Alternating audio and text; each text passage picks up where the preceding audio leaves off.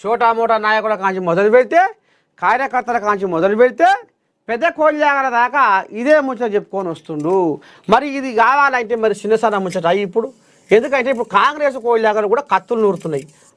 అయితే ఇప్పుడు ఈయన కేసీరావయ్య ఏం చేసిండు అయ్యా అంటే, గుజరాత్కి వెళ్ళి పూజార్లో పిలిపించిండట. దేనికోసం తాత అంటే ప్రచార రథం పూజకు. అబ్బా, గుజరాత్కి వెళ్ళి మరి గుజరాత్ పూజార్లో ఎందుకు ఎంచుకుండో ఏమో అర్థమవుతలేదు. గుజరాత్కి వెళ్ళి పూజార్లను పిలిపించి ప్రచార రథానికి పూజలు చేయిస్తుండట ఎర్రవల్లి ఫామ్ హౌస్లో. మరి అది ఏ టైంకు చేపిస్తుండు, ఎట చేపిస్తుండు, ఏంది ఏం కథ, మళ్ళా మానవుని కంట్లో పడకుండా వెనకటి పోతిగా ఫామ్ హౌస్ కాడికి చుట్టూ కోట. ఎట్లా ఉంది నీ కోట, నీ దండం పెడితే చిన్నసన్న కోట. ఆ కోట ఈగలు దోమలు జొర్రని కోట. ఆ కోట అయినా పోయినా ఇక ఆడ ఎంత తగపోరు పంచాయతీ అయిందో పోలీసు వాళ్ళకు నాకు మీ అందరికి ఎరికే. ఇక ఇంట్లో ఇక మరి ఇక నిమ్మకాయలు ఇంకేమేమి తెచ్చిండో మొత్తానికి రామ సక్కదనంగా ప్రచార రథానికి గా రకంగా పూజలు చేస్తేందుకు గుజరాత్కి వెళ్ళి పూజల్లో వినిపించిండట. ఎందుకంటే కంటోన్మెంటే జారిపోయింది, జూబ్లీ హిల్స్ కూడా జారిపోతుందో ఏమో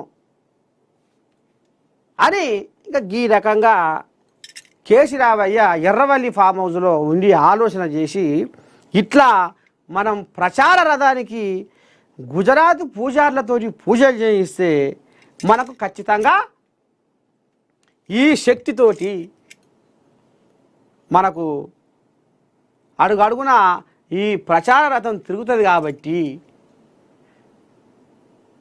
నేను కూడా వచ్చి ప్రచారం చేస్తా కాబట్టి మనకు దగ్గర శక్తి.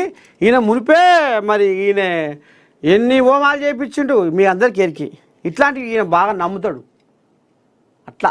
అందుకనే ఇక ఈ రకంగా ఇప్పుడు బలంగా బిర్రుగా రేపు జూబ్లీ హిల్స్ గడ్డ మీద గులాబీ జెండా ఎగరాలంటే యంత్రబలం గట్టి ఉండాలని ఇక ఈ కథ చేస్తున్నాడు. ఇక కేసీరావు ఈ కథ చేస్తుంటే కాంగ్రెస్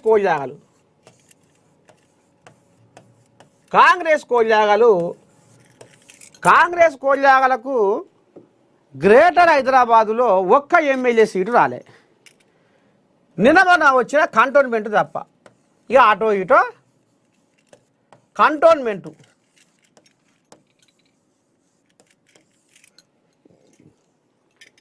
దానం నాగేందరు అల్లకెళ్ళే ఇండ్లకు వచ్చింది. ఆ కోళ్ళగా కూడా ప్రకాష్ గౌడు ఈ కోళ్ళగా అండదేనా ఇండ్లకు వచ్చింది. ఇక మళ్ళా పోతే ఇంకెవరు అరికేపూడి గాంధీ ఈ కోళ్ళగా కూడా ఇంకా ఇళ్ళ జ్వరపడ్డది. అయితే ఇప్పుడు ఒక్క సీటు కూడా మేము గెలవమైతివి.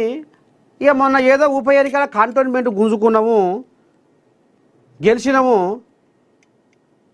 ఇప్పుడు జూబ్లీ హిల్స్లో మనం తప్పకుండా మన కాంగ్రెస్ జెండాను ఎగరేయాలని కంకణం కట్టుకుర్రు వీళ్ళు. ఇక ఇళ్ళనే ఆయన పిసిసి పెబ్బ మహేష్ కుమార్ గౌడు ఒక చిన్న సంధిచ్చిండు. ఏందది, ఈసారి జూబ్లీ హిల్స్లో బీసీలకే టికెటు అని ఒక రాగం తీసిండు. ఇక ఎవరు బీసీలల్లా అంటే ఇక కొన్ని కోళ్ళాగారు ఇక తట్టపుట్ట చదువుకొని ఇక పర్ర బారబోసినట్టే ఇక కత్తింపోయి ఇక బీసీలు ఎవరెవరు ఉన్నారు ఏంది ఏం కథ అనేది ఇక తెర మీద ఇప్పుడు ఇక వాళ్ళని లెక్క పెడుతుర్రు. ఆయనే ఇక ఈ కథ నడుస్తుంది. ఇక ఇప్పుడు మనం పెట్టి గత అసెంబ్లీ ఎలక్షన్లలో ఒక్క గ్రేటర్ హైదరాబాద్లో ఒక్క సీటు కూడా గెలవమైతే, ఉప ఎన్నికల్లో కంటోన్మెంట్ అయితే అటో ఇటో మనం కథగా మిచ్చినాము. ఇప్పుడు ఎట్టనైనా చేసి హైదరాబాదులో కాంగ్రెస్ బలం పెంచుకుంటందుకు రేపు మళ్ళా గ్రేటర్ హైదరాబాద్ మున్సిపల్ ఎలక్షన్లలో